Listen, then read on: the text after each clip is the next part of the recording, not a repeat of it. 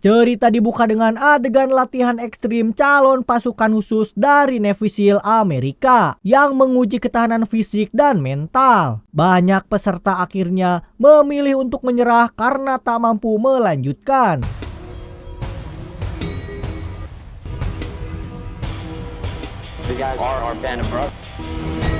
Kita kemudian beralih ke sebuah helikopter yang melaju cepat menuju markas, membawa seorang prajurit dalam kondisi yang sangat serius. Tim medis segera melakukan penanganan darurat karena detak jantungnya yang terhenti. Namun berbagai upaya penyelamatan belum membuahkan hasil, sehingga inilah yang terjadi. Untuk menjelaskan kejadian sebelumnya, cerita mundur 3 hari ke sebuah pangkalan udara Amerika Serikat di Afghanistan. Dan inilah Murphy sedang membaca email dari kekasihnya yang mengajukan permintaan hadiah pernikahan berupa seekor kuda Arab.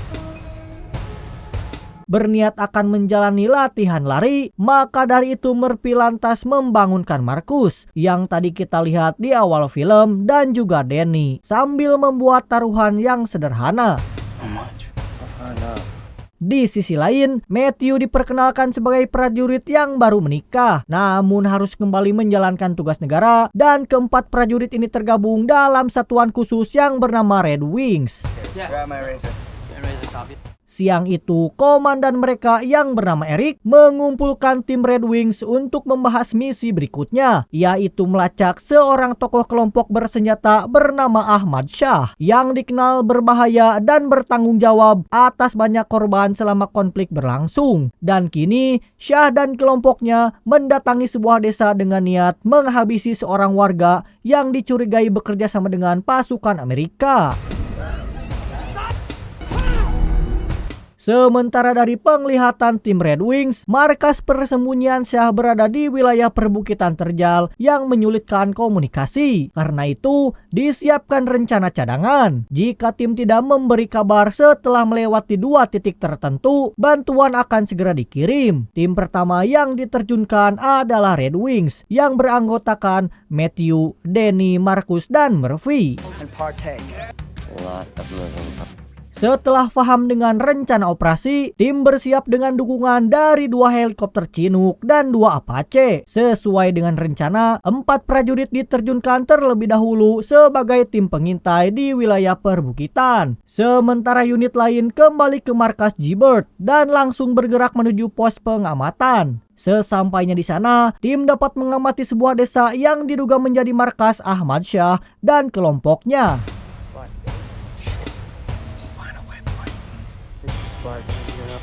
Tim segera melaporkan posisi mereka ke markas G-Bird, memastikan pos pengintaian telah tercapai. Meski sempat terkendala sinyal, komunikasi akhirnya terhubung dan tim yang dipimpin oleh Eric kembali ke Bagram. Sementara tim unit lain tetap bersiaga di G-Bird. Karena posisi awal kurang ideal, ia memutuskan berpindah ke titik yang lebih tinggi dari sana. Mereka memastikan Ahmad Shah benar-benar berada di desa tersebut.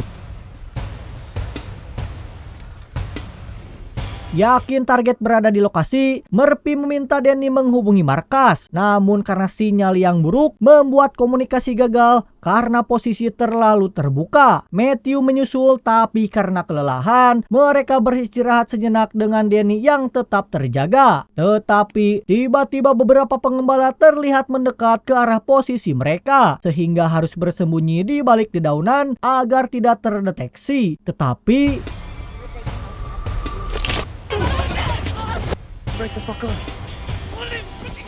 ya, setelah menghadapi situasi tadi, Danny mencoba menghubungi markas untuk meminta arahan. Namun karena komunikasi radio yang tidak baik, Murphy terpaksa menggunakan telepon satelit yang beresiko tinggi. Panggilan pun diterima oleh Patton. Murphy memintanya segera membangunkan Eric karena kondisi mereka semakin genting. Namun saat Eric mulai menerima panggilan, jaringan justru memburuk. Hingga akhirnya tim benar-benar kehilangan kontak dengan markas. Sejak saat itu, Eric mulai merasakan firasat yang kurang baik. Meski berusaha berpikir positif karena sejak awal mereka sadar keterbatasan komunikasi di area tersebut. Di lain sisi, Murphy sebagai pimpinan diminta anggotanya untuk segera mengambil keputusan. Beberapa opsi pun dipertimbangkan, yakni menghabisi ketiga pengembala itu, membebaskan mereka, atau opsi ketiga yaitu mengikat para pengembala. Setelah perdebatan yang panjang, Murphy akhirnya memutuskan membebaskan mereka. Ia menilai para pengembala tidak berbahaya dan menegaskan bahwa mencederai warga sipil melanggar aturan militer dengan konsekuensi yang berat.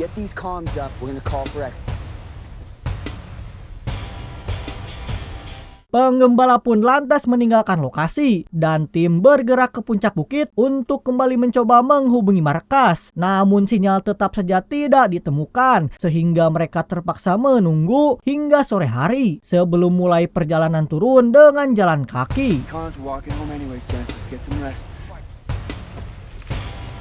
Di dalam markas, Eric sebenarnya sudah berniat mengirim bantuan. Namun helikopter tempur saat itu sedang digunakan oleh unit lain yang sama-sama mendesak. Sementara itu, saat tim Red Wings beristirahat, muncul pergerakan mencurigakan dari balik pepohonan.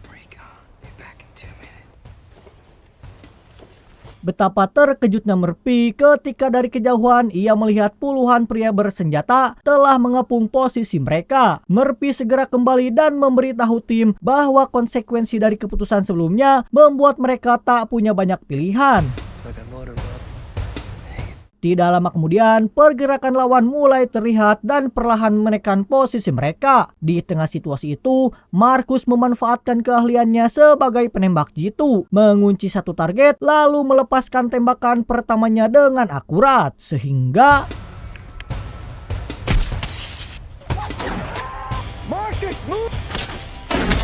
dalam hitungan menit, situasi berubah menjadi sangat menegangkan. Danny yang harus mencoba menghubungi markas ikut tertekan oleh situasi sekitar. Dan dengan jumlah yang jauh tidak seimbang, posisi tim benar-benar terjepit tanpa jalan keluar serta gempuran musuh yang datang tanpa henti, memaksa mereka melakukan aksi nekat ini.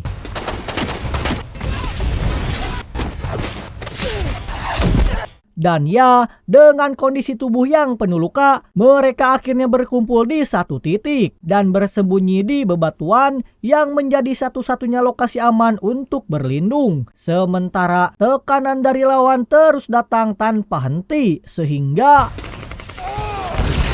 terpaksa mereka pun bergerak mundur untuk menghindari tekanan yang semakin kuat. Marcus yang masih memiliki sisa tenaga segera memberikan perlindungan sambil menahan pergerakan lawan dari belakang. Akan tetapi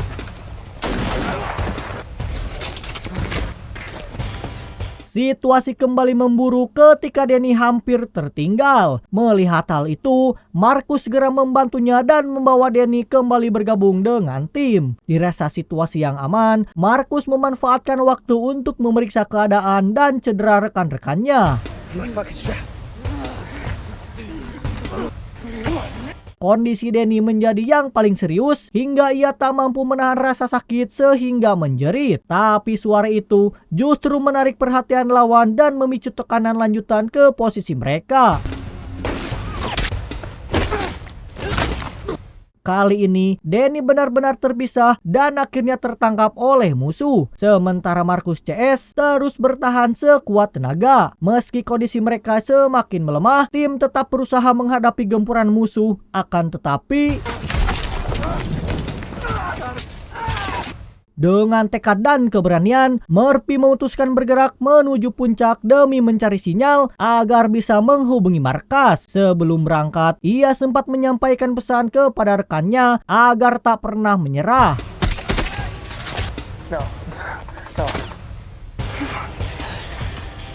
Murphy pun melangkah sendirian, namun naas kelompok musuh lantas menyerangnya tanpa ampun dan menghabisinya saat itu juga.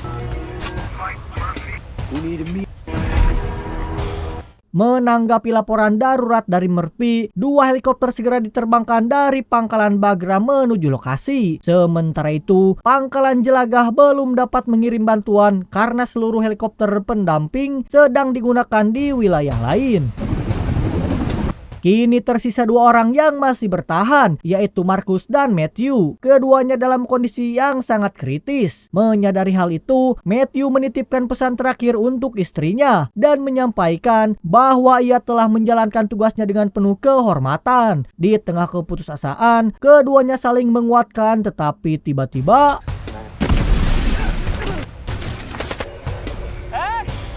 akibat ledakan barusan membuat keduanya harus terpisah. Dengan sisa tenaga, Markus dan Matthew berusaha mencari perlindungan dari tekanan musuh. Tak lama kemudian, 2 helikopter bantuan melintas tepat di atas posisi mereka. Seketika harapan kembali muncul, akan tetapi ya, harapan itu kembali runtuh ketika salah satu helikopter bantuan berhasil dilumpuhkan. Sementara helikopter lainnya terpaksa mundur demi keselamatan. Bersamaan dengan itu, harapan Markus dan Matthew pun sirna. Tak ada pilihan lain menghadapi kenyataan dan bertahan dengan sisa tenaga yang ada. Di titik inilah, Matthew yang kelelahan dan terluka parah akhirnya gugur.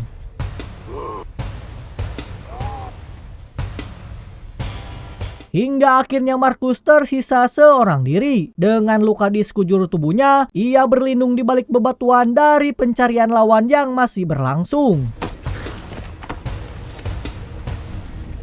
Di atas lokasi jatuhnya helikopter, sebuah Apache sempat berpatroli, membuat kelompok bersenjata meninggalkan area. Namun karena tak terlihat tanda kehidupan di bawah, helikopter itu kembali ke pangkalan dan Markus pun hanya bisa pasrah.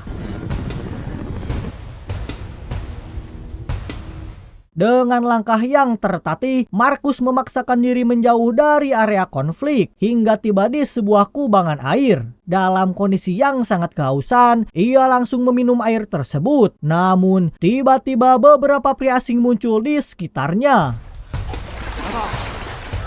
Markus sempat panik dan bersiap melindungi diri. Tapi tidak disangka, keempat pria itu justru mendekat dengan rasa iba, melihat kondisi Markus yang terluka parah dan berniat untuk menolongnya. Inilah orang yang menolong Markus, yang diketahui bernama Muhammad Gulab. Tak hanya itu, Gulab juga berusaha menghubungi markas militer Amerika di Gerbet agar bantuan segera dikirim. Kelompok Ahmad Syah yang mengetahui Markus disembunyikan, mereka mendatangi Gulab dan lantas menyiksa Markus. Melihat hal itu, Gulab dan warga setempat langsung menghadangnya demi melindungi Markus. Meskipun kalah jumlah, keberanian mereka membuat Markus akhirnya dilepaskan. Namun sebelum pergi, kelompok itu mengancam akan kembali dengan kekuatan yang lebih besar. Setibanya di rumah, Markus sempat memeriksa kondisinya sebelum akhirnya kehilangan kesadaran karena menahan rasa sakit. Gulab pun merawatnya dengan penuh ketulusan. Menjelang sore hari, Gulab dan warga desa bersiaga, bersiap melindungi kampung dari kemungkinan ancaman lanjutan. Keesokan harinya, kelompok bersenjata yang dipimpin oleh Ahmad Syah benar-benar mendatangi desa. Dan di saat yang sama, pusat komando di Jibet telah menyiapkan pasukan reaksi cepat setelah menerima pesan dari Markus yang disampaikan oleh utusan Gulab. Sementara itu, Markus yang telah sadar karena dirawat dengan penuh perhatian, diberi makan dan minum oleh Gulab untuk memulihkan tenaganya. Akan tetapi, tiba-tiba benturan pun tak terhindarkan antara warga desa dan kelompok bersenjata. Beruntung tim reaksi cepat segera tiba sehingga tekanan tersebut akhirnya berhasil dihentikan. Sampai akhirnya Ahmad Syah pun dilaporkan tumbang. Sementara sisa pasukannya mundur dari wilayah itu. Dalam kondisi tubuh yang sangat lemah, Marcus dievakuasi menuju ke helikopter. Dan di momen haru inilah, Marcus mengungkapkan rasa terima kasih mendalam kepada keluarga Gulab dan berharap mereka bisa ikut bersamanya. Namun hal itu tidak memungkinkan karena pihak Amerika hanya dapat berjanji memberikan perlindungan serta menjamin keselamatan mereka.